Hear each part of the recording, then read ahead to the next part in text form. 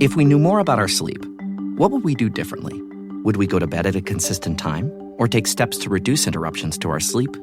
With the all-new Sleep Score, Apple Watch measures your bedtime consistency, interruptions, and sleep duration. Then, every morning it combines these factors into an easy-to-understand score from 1 to 100. So you'll know how to take the quality of your sleep from good to excellent. Introducing the new Sleep Score on Apple Watch. iPhone 11 or later required. Oh, Hilton stay, your beds are soft and cozy. No lumpy couch, no stiff futon, no shower line at crack of dawn. Oh, Hilton stay. When you want holiday comfort you can count on, it matters where you stay. Enjoy comfortable rooms and friendly service when you stay with Hilton instead. Save up to 25% this season when you book with Hilton. Hilton for the stay. Terms apply. Rebuilding our village. When I interviewed child-free adults for my book, I learned that many non-parents form intentional communities around which they build their lives. Lance and I are no different. We settled in Bangor, Maine, intending to stay here as we age. Eventually, we presumed, we'd die here. Over the years, our local network grew thanks to considered, intentional effort. We put real blood, sweat, tears, love, and resources into this wickedly wacky, absolutely lovable little city these past couple of decades. As a result, we've moved past the daily reminders that we're from away to feel fully embraced. Never have I loved a place more deeply. Never have I felt more home. And then I caught a virus. At first, our village stood strong. We grieved together when elections didn't go our way, worked collectively to show we're a safe place to land, that we will not tolerate the hate and fear infecting so many parts of our nation. Our governor and state CDC took the pandemic seriously, and they communicated with residents regularly about what they were doing to keep us safe. And yet, something wasn't right. In subtle ways at first, the village we'd spent years constructing began to feel less secure. Between the stupefaction of quarantine and the haze of brain fog, it took me some time to notice.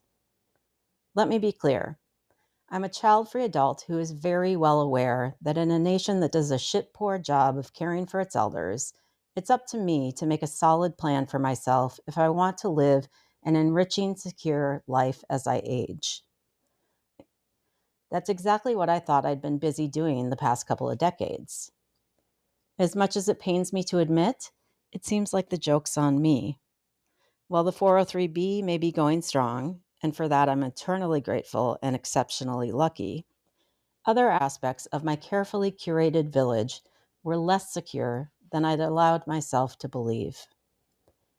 I haven't worked through it all yet, but I do know that at least some portion of it has to do with the fact that we built our village in a company town.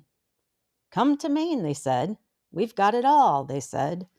Friends, family, benefits, affordable living, sense of purpose, community, shared values, they said. So we set up shop in that company town, and despite my proud claims to the contrary, I work to live, not the other way around. It turns out that I constructed my entire identity around that company and its town. I will, and very much can, it seems, be assimilated. Over time, I became a part of the machine, and it became a part of me. But when one's contributions to the machine slow, what choice does a sweet little innocent machine have but to spit you out? And when you get spit out, what choice do your cohorts have but to look away and cling desperately to whatever security they have remaining? Eat or get eaten, I guess.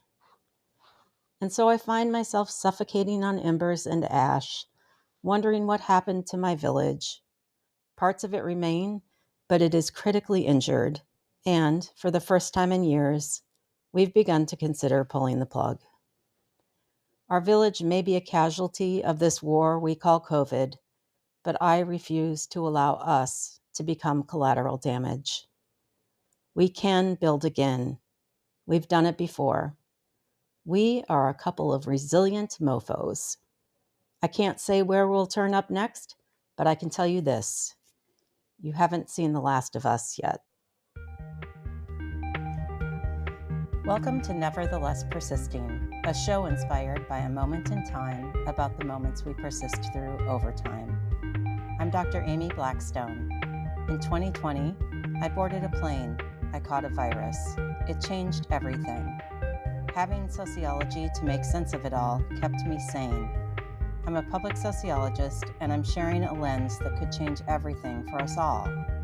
In this podcast, I'm joined by my husband, Lance. We're a couple of sick and tired child-free Gen Xers who lament the idiocracy that surrounds us, propose solutions we expect will go ignored, and take a moment to check in and take stock.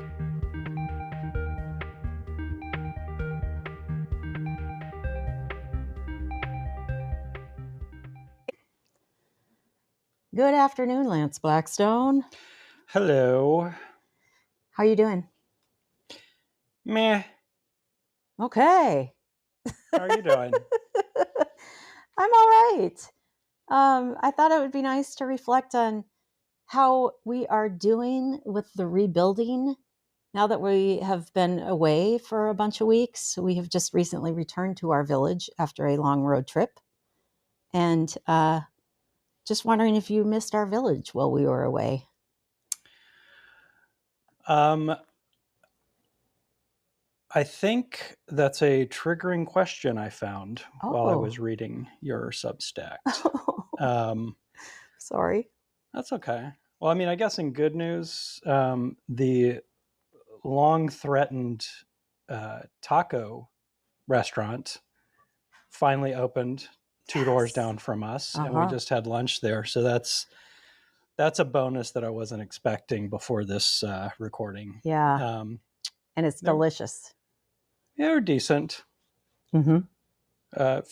Delicious for Maine standards. Absolutely. Decent for other standards. Yeah. Anywho, let's see. Back to your original question, I think, which was, did I miss our village while on the road? So I think I missed the idea of our village, but I kind of feel like it's dead and gone. Like we're back and you still miss it? No. Because it's gone. No, I think I'll just say what I just said again. Okay, fine. I miss the idea of our village, and I feel like it is what it was is dead and gone. Yeah. I feel like most of our quote good relationships, the ones that still remain, a lot of them feel very superficial now. So that kind of begs the question of, I guess, how good they actually ever were. Yeah. I also realize I kind of have a growing amount of anger. I feel like no one has been reliable. I don't want to say no one. Yeah, There's been a lack of reliability from people I thought would be reliable, and it kind of makes me feel abandoned. And, just, I guess, as example, how many of our quote friends really regularly reach out or have reached out over the last few years. And I think kind of interestingly to me, there are a few, but they're not really the ones I would have expected. Yeah. I feel like there. Oh, sorry. I was just going to say, I feel like there are people that I would consider friends, but they weren't really kind of core. They're the kind of people who we would hang out with maybe every few months. But it's some of those people that have actually been more actively reaching out to us as opposed to the people I would have expected to do so. So all that leaves me pretty pessimistic. Yeah. That was a rough start, man. You wrote it. Yeah, I did. But remember that ending? I don't. I gotta read. We can build again. Right. We have done it before. We are a couple of resilient mofos. Remember? Yeah. Right. Well, we haven't rebuilt yet. No, So no. that's where I'm at. Yeah. Yeah. I mean, um, I amen to everything you said. It's really hard and quite a shock to discover. I think in general, across the board, having survived the deepest, longest, heaviest part of the pandemic quarantine, Mm-hmm. I think many people, whether they have long COVID or not, or a chronic health condition or not, can relate to the fallout from that. And I think a lot of relationships were affected by that. And then beyond that, those of us who are still very much living in the life that we've had since the pandemic, because that altered our lives forever. I completely just lost my train of thought. This is called brain fog. I don't know what I was going to say. I think I agree that I think a lot of things just kind of fundamentally shifted during the pandemic. Yeah. And I think for people like us who are chronically ill, it's really hard for us to kind of get back to where things were. And so I guess maybe in some ways, I don't even know if because we are who we are, I mean, maybe other people have rebounded and it's just back to normal and whatever, but it's like we left that world and can't get back into it. And the people who we were close to for numerous reasons, not really re-engaging with us in ways that we can be engaged with. Yeah. And I think those reasons are related, actually. This is a good way to segue to our themes, because I think in this case, the reasons do have to do with at least one of the themes that I want to address. So to me, I mean, there are all kinds of directions we could go here, but the themes I pulled out from this essay are, one, the dangers of making your job your identity. And I think in our case, our core group, out of necessity, really was built from my job. And my job imploded once I became sick. And that affected our relationships in a really heavy way, which also then led to effects, I think, in the broader community, because I have felt effects in relationships with people that I have that aren't linked to my job. But I think that's just a knock-on effect because we live in a small enough community that rumors fly, people talk. So now, well, I think kind of just to get one piece of this out of the way, putting aside people that we're friends with through your job, some people just don't know how to engage, and some people are concerned about it. Yeah. And it also just makes it harder and all of those things. And, you know, I think we've talked about this before, but we've had one friend who, you know, if I had to summarize, it's more or less like, I don't or haven't engaged very much because it makes me sad. I don't know what to do. Yeah. Blah, blah, blah. So I kind of get that. So that's just kind of one layer that I think might affect a lot of people who we were friends with. Yeah. But then to bring it back to this particular essay, the piece around having kind of found a lot of our friends through your job because you work at a university in a university town. I work remotely. So I tended to have the same friends you did because that's the social circle we had. Right. So anyway, I'll stop with that and let you get back to it. Okay. Yeah. So that's one of the themes I want to address is, you know, the dangers of making your job your identity, and therefore the knock-on effect is that your entire life is connected to your job.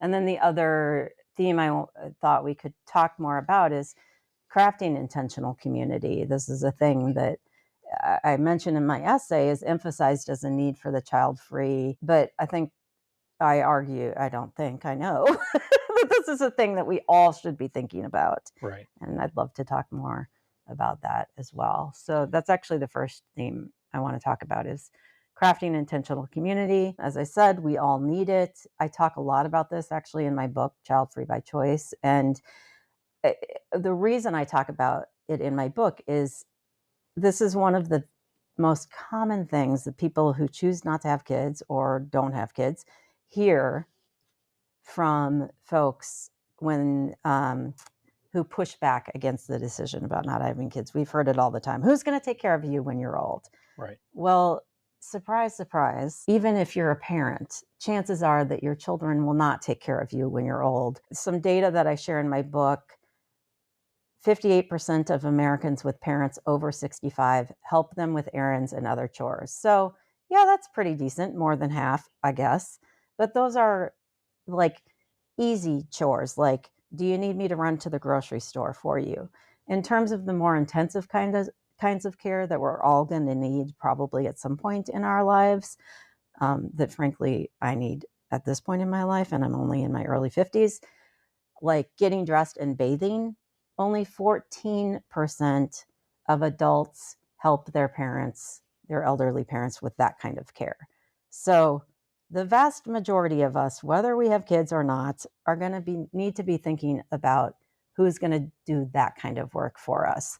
And beyond that, pick up, any newspaper or magazine, and we'll hear about a loneliness epidemic among people of all ages. So I would argue, beyond even intensive care, it's important to think about community and reaching out to others. This is always one of those child-free gotchas that is quite hilarious because it's also, I always pair it in my head immediately with the notion, the notion of who's going to take care of you when you're older, and the notion that not having children is selfish. And here we are saying, so the reason to have children is because someone will take care of you when you're older. So the selflessness, kind of like the cognitive dissonance that you need to have those kind of two arguments for having children in your head, right, always cracks me up. So you're gonna make a baby so that you have a servant when you're elderly, is basically what we're saying here. Anyway, but I agree with everything you said. But to kind of bring it back to this particular thing, the notion of having a community and then having a community that actually sticks by you when things are hard seems to be a real distinction. And I don't know how obviously if you don't build a community, you don't have anything. But, as we're finding, you can build a community that then ghosts you when it gets hard. Mm-hmm. So I don't know how you intentionally build a community that doesn't do that. So anyway, I don't know. Well, lends me a nice transition to the next point, the next theme. Okay. I have some ideas about that. One idea I have about how to craft a community that doesn't ghost you when things get hard is to diversify your community and maybe not build it all around one singular part of your identity. And in our case, my job. Right. So as we've said already, and we've shared throughout this podcast, we're in the process of, my job has not gone particularly well since I've gotten sick. And I have felt very much abandoned by colleagues and administrators at my job. And because we live in a company town, much of our lives outside of my job have also revolved around my job. And so because the job has soured, we have very much become unmoored in our community, and that has really been tough. So yeah, the job as an identity is certainly a big problem. So I think there's a whole lot of issues there, but to me, there's a couple of categories, right? There's the institutional piece of it, and there's really kind of the individual relationship with a lot of overlap. But the institutional thing, I think when you've committed so much time and energy to that institution and then it fails you, it's really heartbreaking and very just disconcerting. Yeah. So I've got a similar experience with the company that I used to work for that I will not name, where I was with it from when it was very small and very young, and we were very kind of mission focused, and we were in the industry that we were in, we were kind of the good guys. Mm-hmm. And we treated our customers correctly, all different kinds of customers that we had. We were looking at our main competitor, who were frankly just assholes. And we're like, we're not them. We're not going to be like them. But then after being there for a long, long time, there was one very kind of precipitating incident where the company did something that I just blew my mind. That like, what are we doing? You became the assholes. Right. And it wasn't really, I wouldn't say it was like like it wasn't anything illegal or immoral or well, I mean, to me, it was unethical. Mm-hmm. It was they did this to us, we're going to do that to them. Yeah. It was a tit for tat kind of thing. Yeah. So we basically gave up the high ground is right. what we did. And when I found out that we were now okay with that, everything changed mm-hmm. for me. Mm-hmm. And especially because I got the information from a person that was one of my mentors and I completely respected, and it came out as an explosion. Yeah. Because I kept basically going back and saying, what are we doing here? What are we doing here? What are we doing here? And the guy finally got fed up with me and told me the truth. Because you had been trying to do the right thing. You're right. The right Because thing, I was missing a key piece of information that I was not privy to. Right. But I couldn't understand what was, and as soon as I heard the information, I go, that's why we're doing this. Yeah. And then I still didn't agree with it. Right. But anyway, the whole point of that is that like the institution itself had shifted unbeknownst to me. Mm-hmm. And when I found out, I'm like, oh, holy shit. Yeah. Mm-hmm. But I'll stop talking. I do want to talk about kind of the individual piece too, but I'll let you jump in. Well, it's interesting that I didn't know you were going to share that story, but I'll note that it was your boss that really had that effect on you. Mm-hmm. And that certainly aligns with the research that I've done in my career on workplace climate and who has the biggest effect on a person's everyday satisfaction in their workplace. And of course, it's their most direct person, it's their boss. And so I've done a lot of collaborative research on workplace climate on university campuses, and just on a personal note in academia, in terms of satisfaction, it's the department chair. I mean, the parallel in that example for you would have been this person you're talking about. So just, I'll cite this in the show notes, but from my own work, doing a multi-year climate survey and interviews on a university campus, we learned that department leader is the key to job satisfaction. And you need a leader who respects everyone's contributions, goes to bat for the department, is consistent. That's one of the most crucial things, consistency, and aims for consistency and focuses on a common sense of purpose.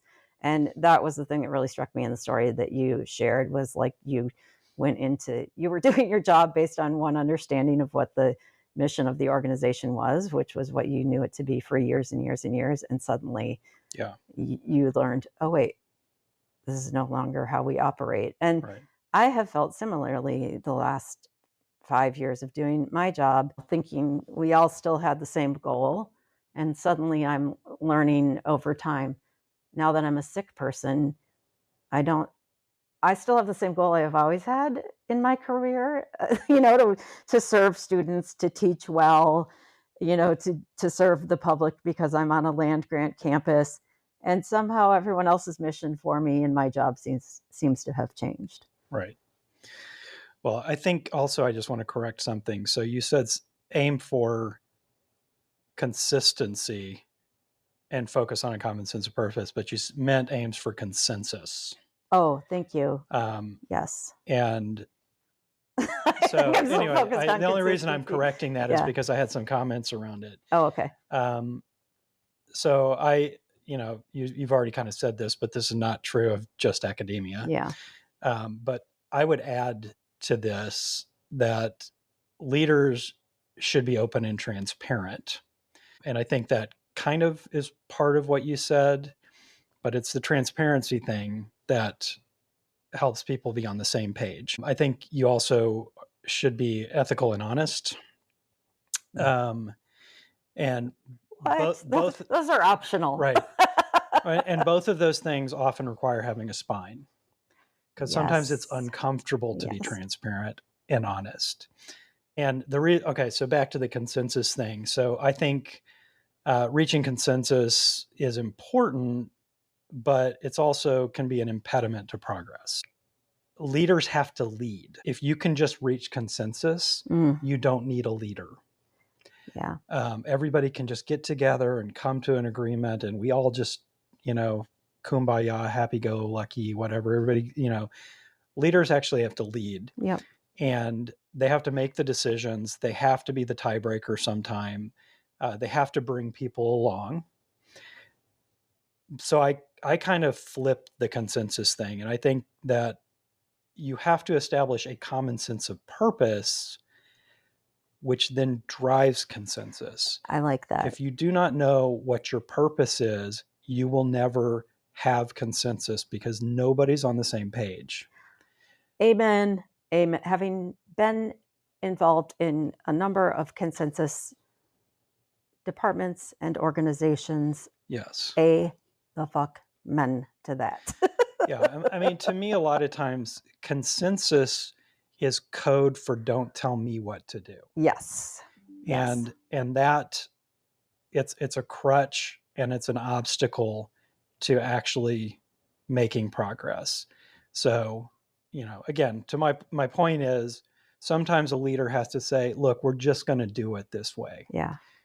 But if you know what your goal is and you do what you say, we're going to do this, and you do it, then you know whether it's contributing to the goal or not. And at that point, you can make adjustments. If it's not working, okay, we were wrong. Yeah. Let's do something else. Yeah. Maybe it's the other person's idea.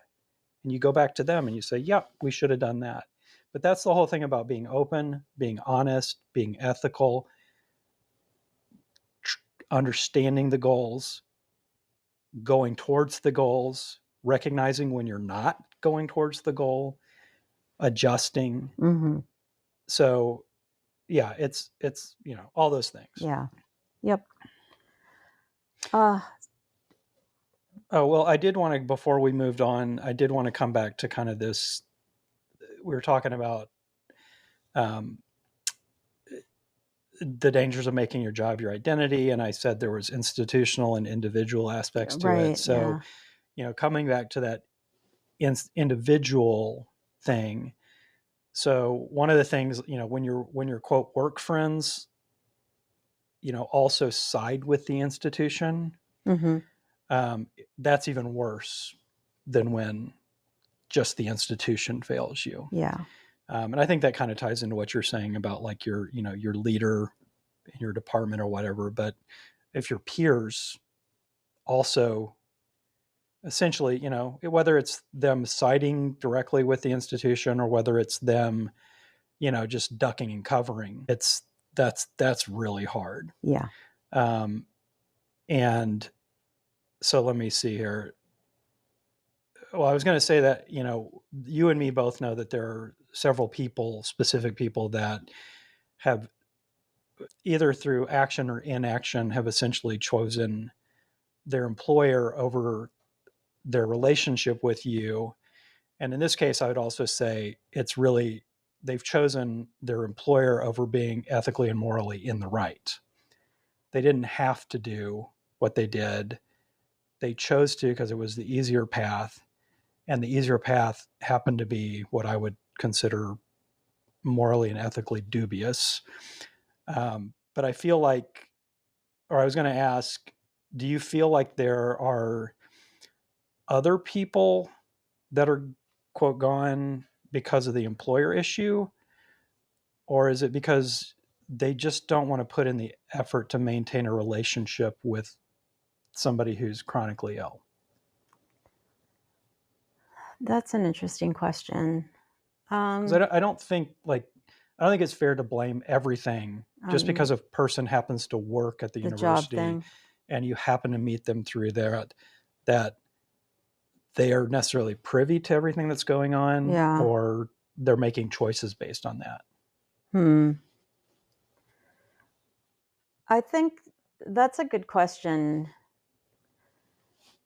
I don't have a quick answer for you because I'd have to spend some time thinking about it. But, well, I do have a quick answer, but But you're not going to share it. My quick answer is I don't know. Okay.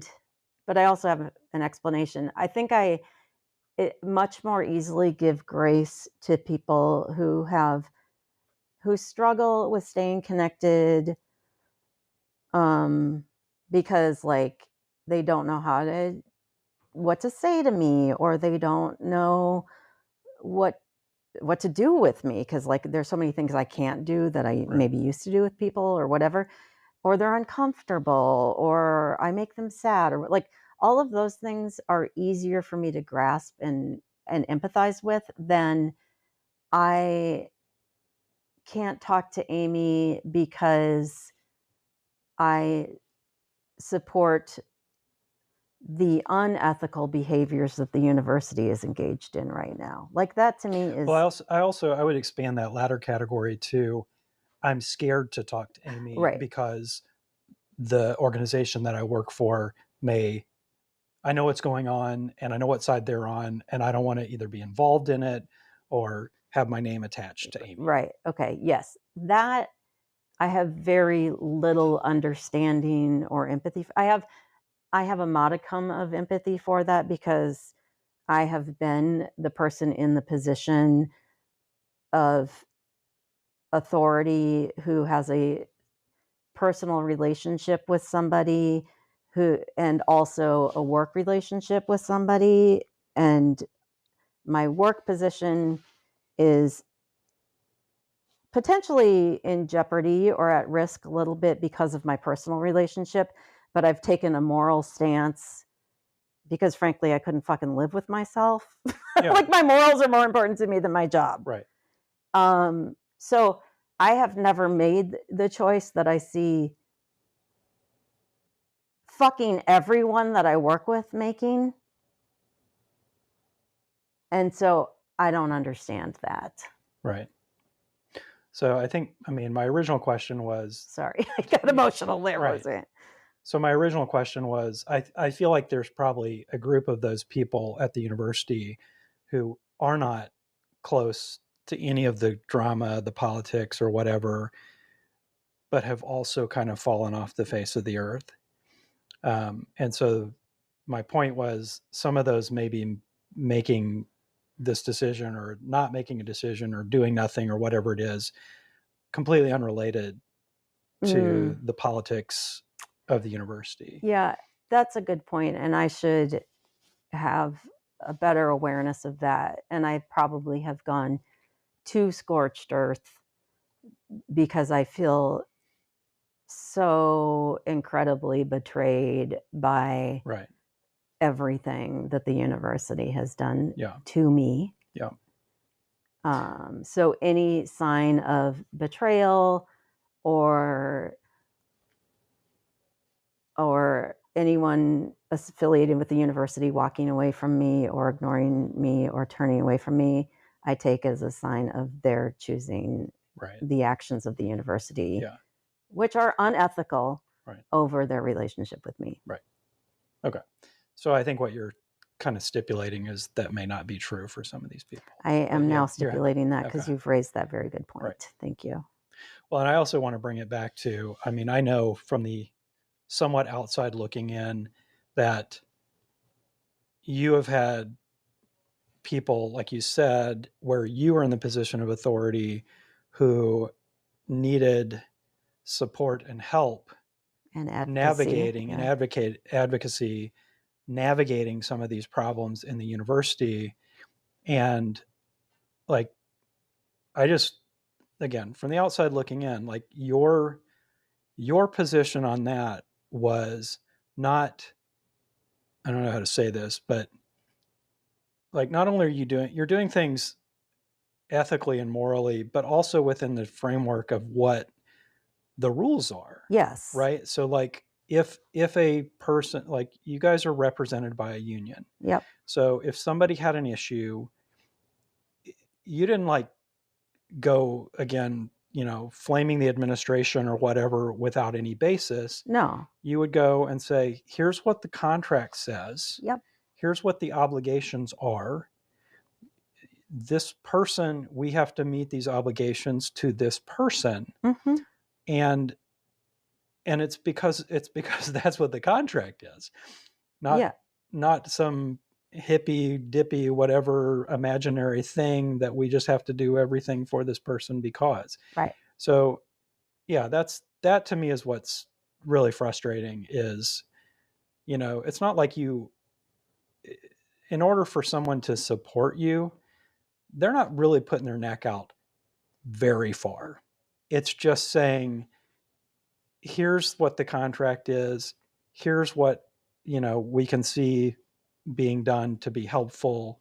Here's what, like, it's basically doing all the things that you're supposed to do and doing them proactively. As opposed to just running away and saying, I'm scared, I don't want to touch this because somebody might, a dean might not like me. I think whether it's sticking your neck out far or not is subjective. And I will say that when I was in administrative positions and stuck my neck out, it did sometimes feel like I was sticking it out far. And there are examples in my career where I did stick my neck out and where it did take several years to build bridges back when I advocated for people that because my ethics and morals required that I do it. Mm-hmm. And I have no regrets. But there are instances where with some administrators, it took some time to build back a relationship and trust. And in every case, I was able to do it. And I think I was able to do it because in every case, I've still followed the rules and I followed my ethics and morals. Well, and I think, like, again, it depends on what your level of acceptable discomfort is, right? But you're talking about it from the perspective of like, oh, I kind of pissed somebody off and eventually they weren't pissed off with me anymore. Right. And I'm talking about, I might lose my job. Okay. Right. And so like, to me, annoying somebody who's doing the wrong thing, mm-hmm. right? I can't remember what the quote is, but like, something along the lines of, I would love to be known by the enemies I have. Right. Yeah. So like, okay, to me, fuck them. Right. If they are not willing, I'm going to stand up for the right thing. And if they're not willing to, that's kind of their problem. But again, like there's a difference between I lost my livelihood and I upset an administrator somewhere. Yeah. So to me, doing the right thing and upsetting an administrator who is doing the wrong thing, that's not sticking my neck out very far. Right. Yeah. So anyway. Well, I have a few ideas about ways to. This episode is brought to you by Indeed. Stop waiting around for the perfect candidate. Instead, use Indeed Sponsored Jobs to find the right people with the right skills fast. It's a simple way to make sure your listing is the first candidates see. According to Indeed data, sponsored jobs have 4 times more applicants than non-sponsored jobs. So go build your dream team today with Indeed. Get a $75 sponsored job credit at Indeed.com/podcast. Terms and conditions apply. Hi, I'm here to pick up my son Milo. There's no Milo here. Who picked up my son from school? Streaming only on Peacock. I'm gonna need the name of everyone that could have a connection. You don't understand. It was just the 5 of us. So this was all planned. What are you gonna do? I will do whatever it takes to get my son back. I honestly didn't see this coming. These nice people killing each other. All Her Fault. A new series streaming now only on Peacock. Make it better. Want to hear? Sure. Okay. First one. This has been my favorite way to improve life of late, and that is take a lesson from Gen Z. Gah. Which is hilarious since so many articles are about how stressed out they are and how, how much we need to care for them. But they are doing some things right because they have a much lower commitment to work than any of the rest of us. Mm-hmm. And they're much more committed to their own damn lives and selves and communities. So I found some really interesting work out of Johns Hopkins and Stanford, some recent research that argues that companies should give a much greater shit about ethics and DEI. Yes, I use that term. You mean diversity, equity and inclusion? Yep. I mean, being nice to people? Bring those things back, fuckers, because Gen Z cares about them. Also, Gen Z values teamwork and collaboration. And these are things that we could bring back. And if we did, perhaps we would learn how to work together again. That's one idea. Okay. Can I make a comment on that? Yes. So I agree, but I would also slightly reframe it. I think your commitment should really be to doing everything in your life in as sustainably a way as possible. And to me, what sustainable means in this context is I can do this over and over and over again, right? It doesn't wear me out. Yeah. I can recover between instances of doing this thing. And to me, like framing your whole life as a series of sustainable activities puts the work-life balance in, they're not separate. They put them into the same framework. Yeah. And if you're constantly wearing yourself out, you're just less effective at whatever it is you're doing. And so it doesn't matter whether that's work or whether it's personal or whatever. So I think the sustainable thing makes your commitments more reasonable just by definition. If I can't do this sustainably, I shouldn't be doing it. Yep.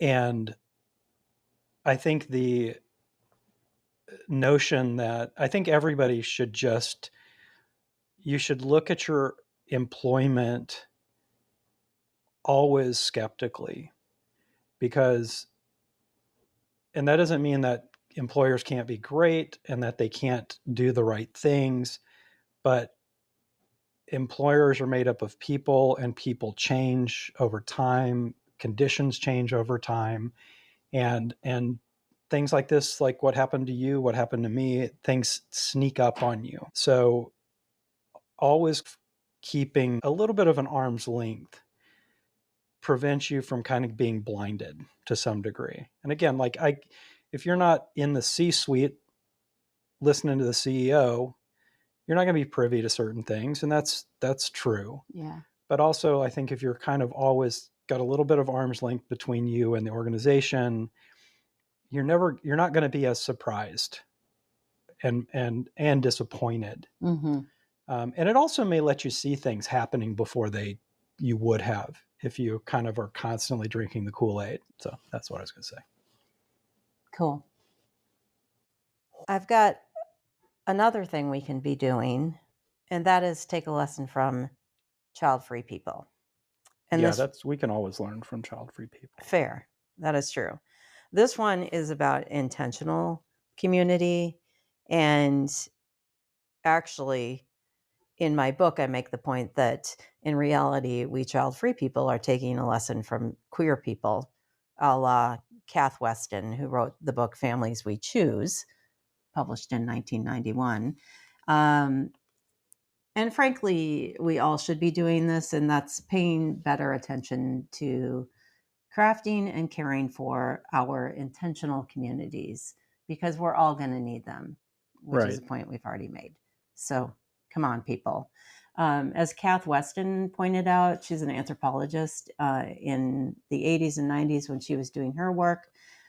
The LGBTQ plus community learned this long, long ago, that sometimes your family of origin is not there for you. So you're forced to create kin in other ways. And, again, we all need to do that. And I think beyond individuals doing this, municipalities can do a better job of being aware of this too.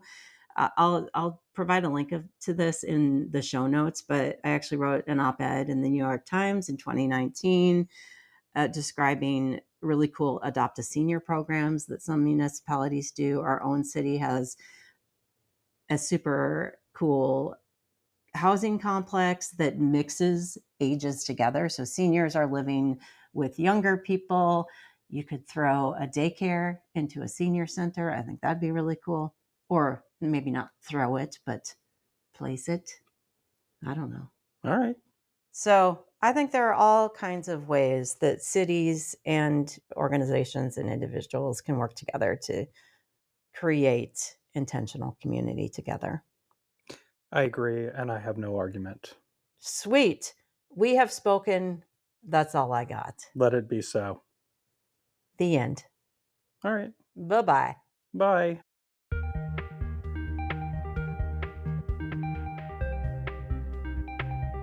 Thank you for persisting with us through this episode of Nevertheless Persisting.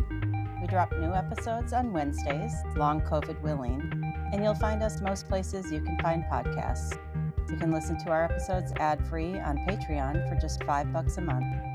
And you can also support us by sharing the podcast with a friend and leaving a 5-star review wherever you listen. Thank you so much for your support. It truly means the world. Until next week, keep on persisting.